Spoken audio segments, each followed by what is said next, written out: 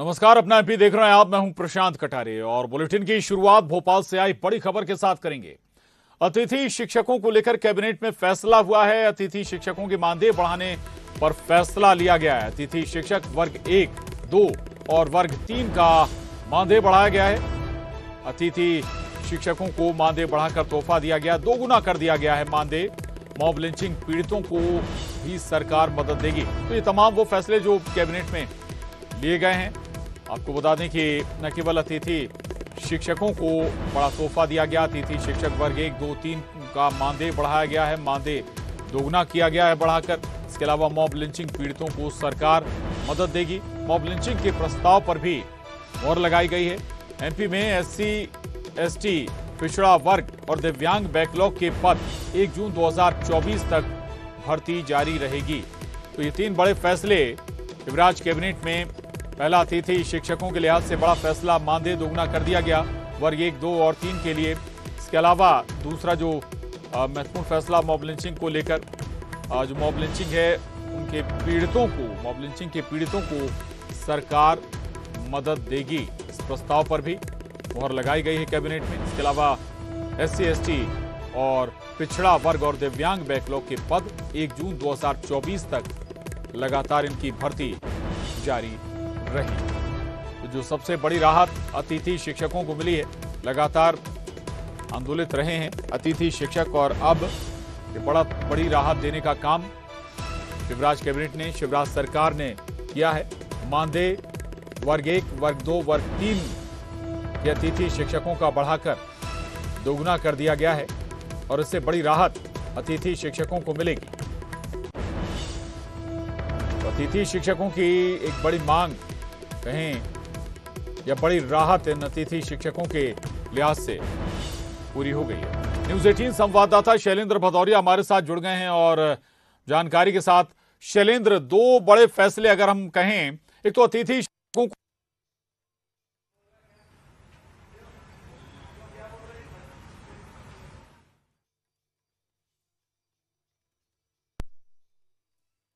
भर्ती की पर मोहर लगी है। शैलेंद्र,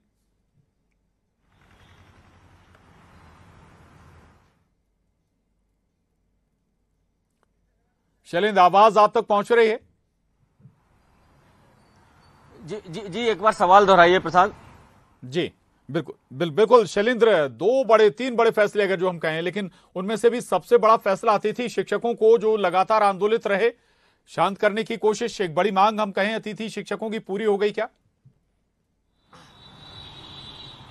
बिल्कुल आपने ठीक कहा प्रशांत। जिस तरीके से अगर चुनावी साल में देखें तो तमाम जो अधिकारी कर्मचारियों के वर्ग है वो लगातार अलग अलग मांगों को लेकर प्रदर्शन कर रहे थे और यही कारण है कि कहीं ना कहीं सरकार की परेशानियां भी बढ़ी थी कि यदि कर्मचारी चुनावी साल में इस तरीके से आंदोलन कर रहे हैं तो ऐसे में कहीं ना कहीं एक बड़ा नुकसान जो है वो सरकार को कर सकते थे। और यही कारण है कि आप देखिए, चाहे वह आंगनबाड़ी कार्यकर्ता हो, अतिथि शिक्षक हो या फिर जो दूसरे अन्य कर्मचारी, उन सभी की मांगों को माना गया। और उसी कड़ी में अभी हाल ही में मुख्यमंत्री आवास में जो अतिथि शिक्षकों का एक महासम्मेलन आयोजित किया गया था, उस महासम्मेलन के माध्यम से शिवराज सिंह चौहान ने वर्ग 1, वर्ग 2 और वर्ग 3 के जो अतिथि शिक्षक थे उनके मानदेय को दोगुना करने की बात कही थी। इसके साथ ही इस बात का भी भरोसा दिया था कि अभी उनको जो है वो महीने के हिसाब से उनका अनुबंध होता था, अब वो साल में एक बार अनुबंध होगा और हर एक पीरियड के हिसाब से उनको पैसे दिए जाएंगे। इस बात का ऐलान मुख्यमंत्री शिवराज सिंह चौहान ने किया था। तो आज कैबिनेट में उस प्रस्ताव को लाया गया था और उसको आज मंजूरी मिल गई है। और दूसरा, जो प्रधानमंत्री जो आवास योजना है उसके तहत जिन लोगों को लाभ नहीं मिल पाता है,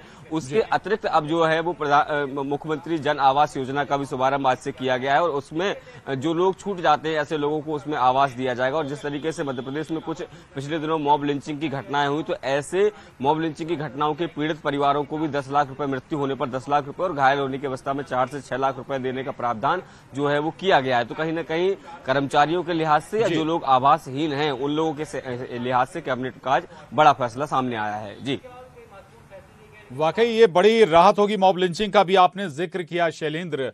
विपक्ष लगातार ऐसी घटनाओं पर हमलावर होता है, एक लिहाज से इस पर भी एक बड़ा और महत्वपूर्ण ये फैसला जिसका जिक्र आप कर रहे हैं, 10 लाख रुपए दिए जाएंगे उन परिवारों को जो इसके पीड़ित होते हैं।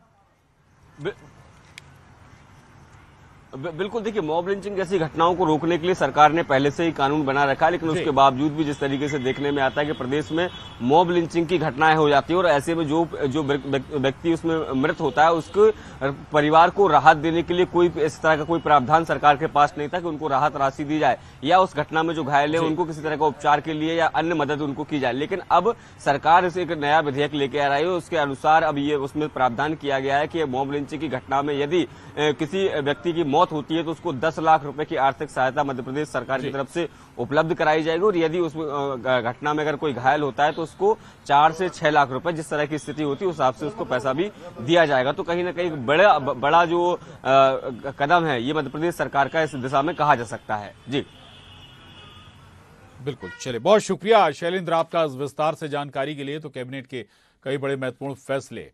आगे बढ़ेंगे, बैतूल से बड़ी खबर है, जान जोखिम में डाल रहे हैं बच्चे। उफानती नदी को पार कर स्कूली बच्चे स्कूल पहुंच रहे हैं और आपको बता दें मोरदंड नदी उफान पर है और मजबूरन बच्चों को इसको पार करना पड़ रहा है। बारिश के बाद नदी उफान पर आ गई है, तैरकर बच्चे स्कूल पहुंच रहे हैं। ये तस्वीरें आपके टीवी स्क्रीन पर हैं। लंबे वक्त से ग्रामीण यहां पर पुल बनाने की मांग कर रहे हैं, लेकिन मांग पूरी ना होने की वजह से जो बच्चे हैं, स्कूली बच्चे हैं, वो मजबूरी में अपनी जान जोखिम में डाल रहे हैं। ये तस्वीरें सामने आई हैं, बैतूल से हैरान करने वाली ये तस्वीरें हैं और न्यूज 18 संवाददाता ऋषु नायडू हमारे साथ जुड़ गए हैं जानकारी के साथ।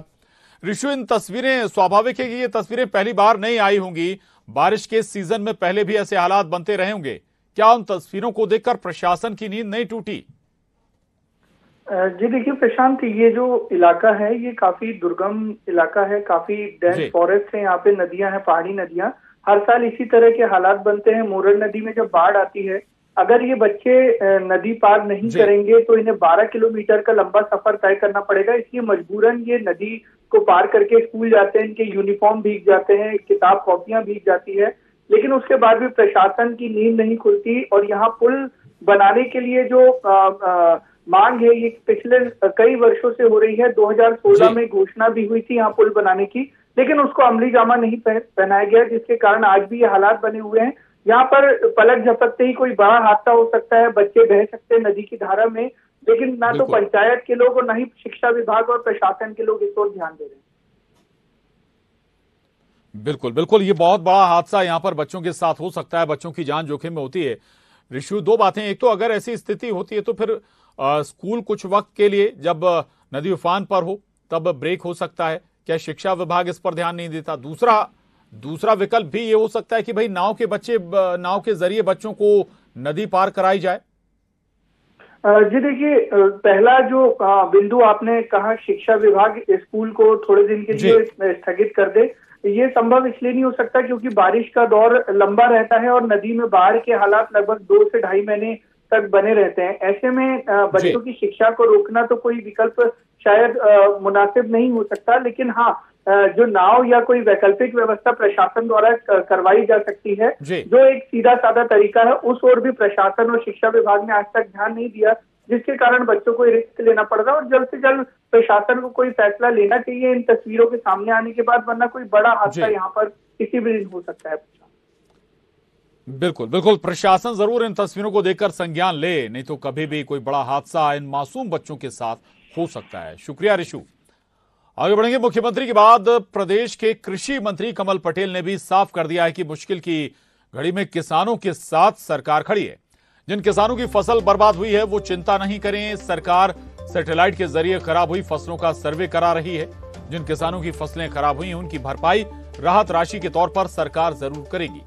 वहीं बिजली मंत्री प्रद्युम्न सिंह तोमर ने कहा कि प्रदेश में सरप्लस बिजली है, किसानों को बिजली की कोई दिक्कत नहीं होगी।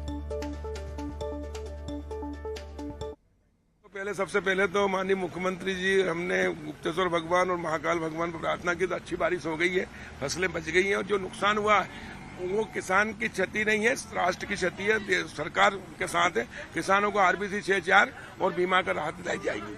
सर्वे के निर्देश दे दिए, सैटेलाइट से सर्वे हो रहा है एक एक चीज का। आज बिजली विभाग की कामों की जो है जहाँ पे कोई परेशानी है उसकी मैं समीक्षा कर रहा हूँ और हमारे पास सरप्लस बिजली है, बिजली की कोई प्रॉब्लम नहीं है, उसका समाधान हम करेंगे, ये आपको विश्वास दे। और जन आशीर्वाद यात्रा में शामिल होने मुरैना पहुंचे गृह मंत्री नरोत्तम मिश्रा ने मीडिया से बातचीत की और कांग्रेस पर जमकर हमला बोला। कहा कि कांग्रेस को हार का डर है। दिग्विजय सिंह सोशल मीडिया पर दुरुपयोग कर रहे हैं। हार की हताशा से बचने के लिए और कार्यकर्ताओं का मनोबल बनाए रखने के लिए यह हथकंडे अपना रहे हैं। दिग्विजय सिंह सस्ती लोकप्रियता पाना चाहते हैं। ये विकृत स्वरूप राजनीति का जो दिग्विजय सिंह धीरे धीरे समाज के बीच में सोशल मीडिया का दुरुपयोग करके ला रहे हैं, हार की हताशा से बचने के लिए या कार्यकर्ताओं का मनोबल बनाए रखने के लिए किस तरह के कांग्रेस हथकंडे अपना रही है। और कांग्रेस में भी दिग्विजय सिंह जैसा व्यक्ति आज उन्हें फर्जी सर्वे चला दिया। उन्होंने ट्वीट करके बताया है कि ये फर्जी है और वो खुद कार्रवाई की मांग कर रहे हैं। और ऐसा ये अभी नहीं किया है। आप अभी कुछ दिन पहले देखेंगे मध्य प्रदेश में नूह जैसा दंगा हो सकता है। उसके पहले आप चले जाओगे तो भगवा झंडा खरगोन के ऊपर फहरा दिया था, खरगोन के ऊपर भगवा झंडे को फहरा दिया था। उसके पहले जाओगे तो पाकिस्तान का पुल एक हिंदुस्तान के अंदर क्रैक पुल दिखा दिया था। ये सोशल मीडिया का दुरुपयोग करके जिस तरह से दिग्विजय सिंह सस्ती लोकप्रियता पाना चाहते हैं, ये निंदनीय है। और मुरैना पहुंचे वीडी शर्मा ने जन आशीर्वाद यात्रा को लेकर कहा कि यात्रा के माध्यम से जो बीजेपी को जन समर्थन मिल रहा है वो अभूतपूर्व है, जिससे कांग्रेस बौखला गई है। और बौखलाहट में कांग्रेस के नेता सोशल मीडिया पर अनाप शनाप और झूठा डेटा पोस्ट कर रहे हैं। हार के डर से बौखलाहट के साथ एक राष्ट्रीय न्यूज चैनल की बाइट को जिस प्रकार से उन्होंने प्रभावित करके एडिटिंग करके जो झूठ परोसने का प्रयास मध्य प्रदेश के अंदर किया और मध्य प्रदेश के पूर्व मुख्यमंत्री मिस्टर बंटा ढार दिग्विजय सिंह के द्वारा ट्वीट करना, यह साफ जाहिर करता है कि कांग्रेस हार के डर से बौखला रही है। भोपाल से बड़ी खबर है। टिकट को लेकर मध्य प्रदेश कांग्रेस ने क्राइटेरिया तय कर दिया है। युवाओं और नए चेहरों को कांग्रेस मौका देगी इस बार विधानसभा चुनाव में। और इसके अलावा लगातार हार रही सीटों पर नए चेहरों को उतारा जाएगा। मध्य प्रदेश कांग्रेस के बड़े नेताओं को निर्देश दिए गए। लगातार 3 बार हार रहे नेताओं के नाम ना दें। 10 सितंबर तक दावेदारों की मध्य प्रदेश के दिग्गज नेताओं को स्क्रीनिंग कमेटी को लिस्ट भेजनी है। 12 सितंबर को दिल्ली में स्क्रीनिंग कमेटी की बैठक होगी। स्क्रीनिंग कमेटी बैठक में 103 नाम पर मुहर लग सकती है।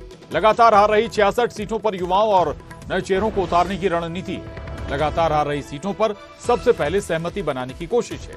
और 103 नाम में लगातार हार रही 66 सीटों के नाम शामिल होंगे।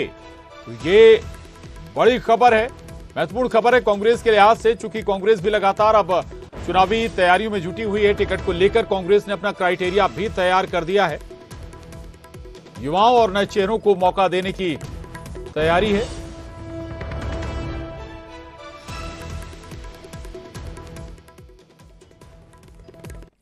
आगे बढ़ेंगे। भोपाल से बड़ी खबर, मिर्ची बाबा ने मुंडन कराया है। पीसीसी के बाहर सड़क पर बैठकर, पीसीसी के बाहर बैठकर जो मिर्ची बाबा है उन्होंने मुंडन कराया। रेप के आरोप में 1 साल से जेल में बंद थे मिर्ची बाबा।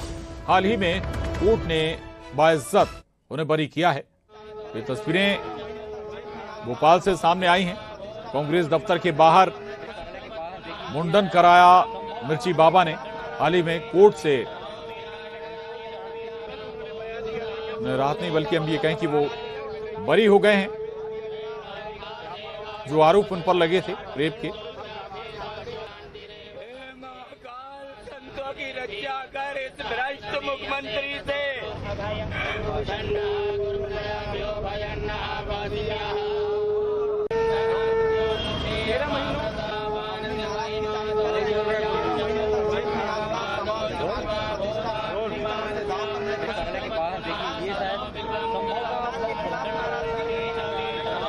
तस्वीरें भोपाल में कांग्रेस दफ्तर के बाहर की हैं, जहां पर मिर्ची बाबा ने मुंडन कराया है। दरअसल रेप के आरोप में 1 साल से जेल में बंद थे मिर्ची बाबा और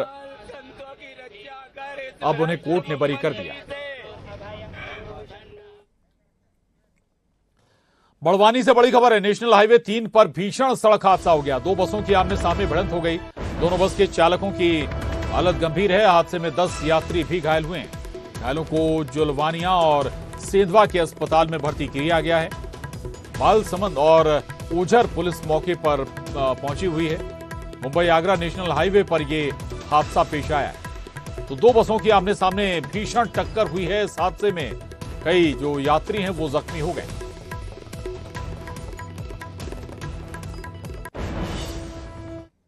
अब आपको महाकाल के दरबार में लिए चलते हैं, जहां फिल्म अभिनेता अक्षय कुमार आज अपने बेटे के साथ बाबा महाकाल के दर्शन के लिए उज्जैन पहुंचे।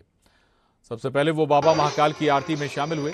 अक्षय कुमार के साथ क्रिकेटर शिखर धवन भी बाबा महाकाल के दरबार पहुंचे। तस्वीरें उज्जैन से हैं। फिल्म अभिनेता अक्षय कुमार बाबा महाकाल के दर्शन करने उज्जैन पहुंचे।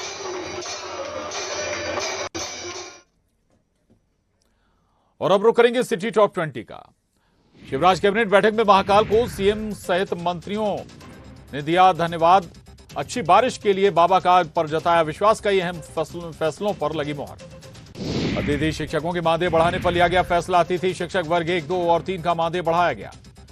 मॉब लिंचिंग पीड़ितों को सरकार देगी मदद। एमपी में एससी, एसटी, पिछड़ा वर्ग और दिव्यांग बैकलॉग के पद 1 जून 2024 तक जारी रहेगी भर्ती। पिछड़ी बाबा ने पीसीसी के बाहर सड़क पर बैठकर कराया मुंडन। रेप के आरोप में 1 साल से जेल में थे बंद। बड़वानी में नेशनल हाईवे 3 पर भीषण सड़क हादसा। 2 बसों की भिड़ंत। खरगोन में विद्युत पावर ग्रिड स्टेशन पर ट्रांसफार्मर में लगी आग, मची अफरा तफरी। रंगुल में जान पर खेलकर बच्चे कर रहे पढ़ाई। उफनती नदी पार करने को मजबूर है मासूम। मध्य प्रदेश कांग्रेस ने तय किया टिकट का क्राइटेरिया। युवाओं और नए चेहरों को पार्टी देगी मौका। महाकाल के दरबार में फिल्म अभिनेता अक्षय कुमार बेटे संघ की भस्म आरती में हुए शामिल।